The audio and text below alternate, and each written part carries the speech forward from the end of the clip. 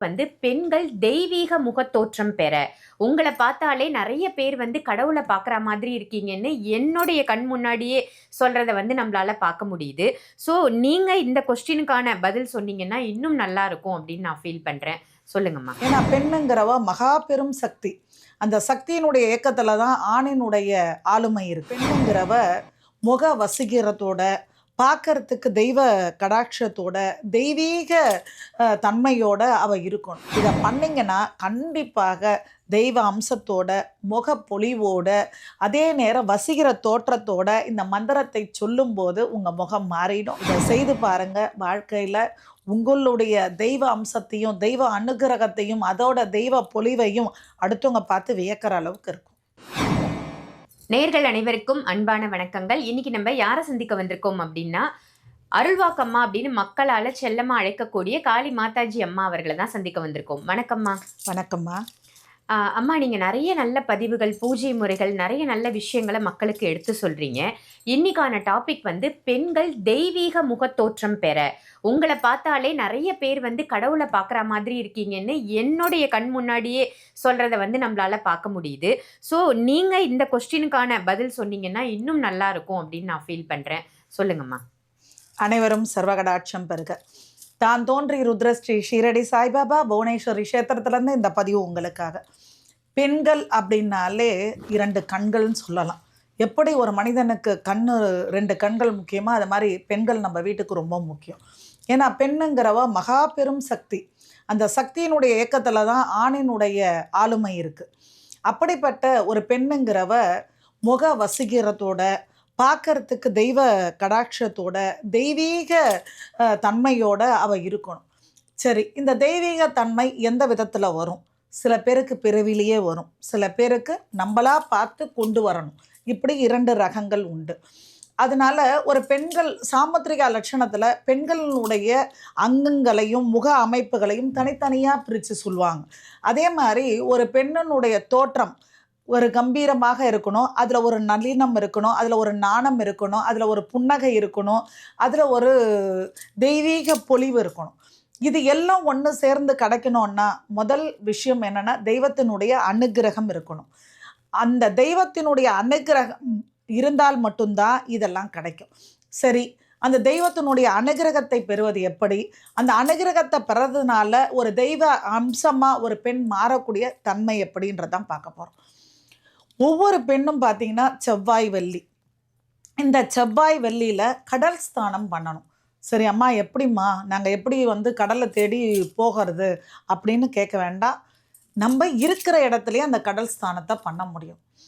ஒரு குளிக்கிறதுக்கு முன்னாடி செவ்வாய்க்கிழமை வெள்ளிக்கிழமை குளிக்கக்கூடிய டப்போ இல்லை பக்கெட்டோ அதில் பார்த்தீங்கன்னா ஒரு கைப்பிடி கல்லுப்பு. ஏன்னா இந்த கல்லுப்புக்கு மட்டும்தான் அந்த கடலினுடைய தன்மை அப்படியே இருக்கும்.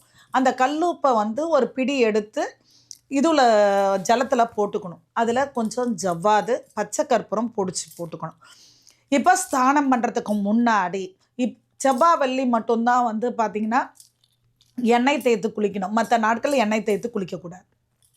அப்போது இந்த மோதிர விரலில் அந்த ஜலத்தில் வச்சு கங்கா, யமுனா, சரஸ்வதி, கோதாவரி, நர்மதா, துங்கபத்ரா, பாலாறு, ஷரையு, பாக்கிரதி, அலகானந்தா எல்லா நதிகளுடைய புனித தன்மையும் என் உடலையும் உள்ளத்தையும் தூய்மைப்படுத்தணும் அப்படிங்கிற ஒரு கோரிக்கையை வைத்து உடலையும் உள்ளத்தையும் தூய்மைப்படுத்தணும்.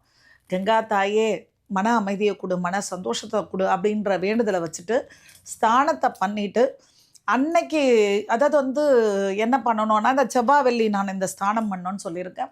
அன்னைக்கு பூஜை அறைக்கு போயிட்டு நீங்கள் ஒரு திருவலக்கை பொருத்தி அம்பாளுடைய ஸ்லோகங்களை சொல்லி மந்திரங்கள், காயத்ரி, மூல மந்திரம் இதெல்லாம் சொல்லி பூஜை பண்ணிட்டு அதுக்கப்புறம் நீங்கள் செய்ய வேண்டியது என்ன அப்படின்னும்போது வசிய வசிய முகம் வசிய, வசிய வசிய முகம் வசிய, வசிய வசிய முகம் வசிய, வசிய வசிய முகம் வசிய. அதாவது இந்த வார்த்தையை நீங்கள் சொல்ல சொல்ல சொல்ல சொல்ல எப்போ அப்படின்னா இந்த செவ்வாய் வெள்ளி பூஜை பண்ணுறீங்க இல்லையா, அந்த நேரத்தில் இதை சொல்ல சொல்ல உங்களுடைய முகம் ரொம்ப வசீகரமாக மாறும். வார்த்தைகளுக்கு வலிமைகள் அதிகம். அதுவும் வசிய வசியன்னு சொல்லும்போது எப்படிப்பட்ட ஒரு தன்மையும் மாற்றக்கூடிய தன்மை அந்த வசியத்திற்கு உண்டு. இது ஒரு விஷயம்.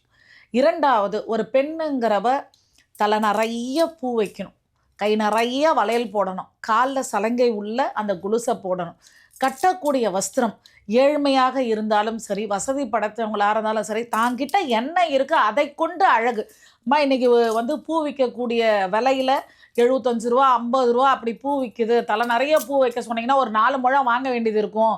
அப்போ நான் டெய்லியுமே அதுக்கு ஒரு 100 200 இல்லை 300 செலவு பண்ண முடியுமான்னு நான் அப்படி சொல்லலை. வெள்ளி செவ்வாயாவது ஒரு பூவை வைக்கலாம் தலையில். நித்தியப்படி கையில் கண்ணாடி வளையல் வசதிக்கு ஏற்ற மாதிரி. நான் சொல்கிறது வந்து ரொம்ப வசதியானவங்க மட்டுமே பண்ணக்கூடியதுன்னு இல்லை, இல்லாதப்பட்டவங்க கூட தாராளமாக பண்ண முடியும். கண்ணாடி வளையல் வாங்கி போடுறதுக்கு ஒன்றும் பெரிய காசு தேவை கிடையாது. கண்மை வாங்கிறதுக்கு ஒரு பெரிய பணம் தேவை கிடையாது. அதே மாதிரி இருக்கிற வஸ்திரத்தை நேர்த்தியாக கட்ட முடியும். அதே மாதிரி காலில் கொலுசு வெள்ளி வாங்கிறது ஒன்றும் கண்டிப்பாக எல்லாராலையும் முடியும். இருக்கிறத வைத்து அலங்காரப்படுத்தி பார்க்கறதுக்கு லட்சணமாக. அந்த காலத்தில் பாருங்கள், மஞ்சள் பூசுவாங்க, மஞ்சளுக்கு மிஞ்சினது எதுவுமே கிடையாது. ஆனால் இன்னைக்கு இந்தியா வந்து அந்த மஞ்சளுக்கு முக்கியத்துவம் கொடுக்காதனால அண்டை நாடான அவங்க வந்து அதுக்கு உரிமமே வாங்கிட்டாங்க. ஆனால் இன்னைக்கு தமிழ்நாட்டில் ஈரோட்டில் அந்த மஞ்சளுக்காகவே பெருமை பெற்ற இடம் இன்றைக்கி நமக்கு அந்த ஒரு இது இல்லாமல் போயிடுச்சு நம்ம கவனக்குறைவினால. ஏன்னா மஞ்சள் வந்து கிருமி நாசினி மட்டும் இல்லை, மங்களத்தை பெருக்கக்கூடியது. அந்த காலத்தில் நம்முடைய முன்னோர்கள், அதாவது பாட்டிமார்கள், அம்மாக்கள் எல்லாருமே என்ன பண்ணுவாங்க, மஞ்சளை பழுக்க பாதத்திலேருந்து கையிலேருந்து.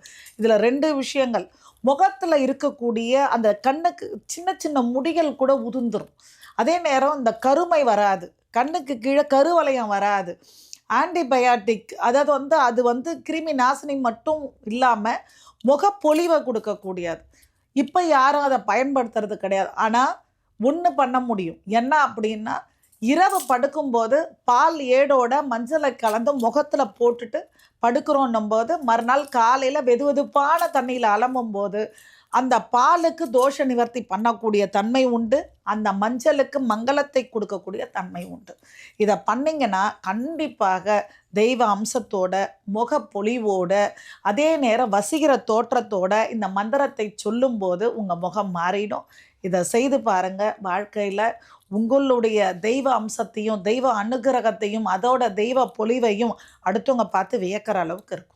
நிச்சயமாம்மா. ஏன்னா ஒவ்வொருத்தருக்கும், அதுவும் குறிப்பா பெண்களுக்கு முகத்தோற்றம், முக அழகு அப்படின்றது ரொம்பவே முக்கியம். அது கன்னி பெண்களா இருக்கலாம், அல்லது திருமணமான பெண்களாக கூட இருக்கலாம்.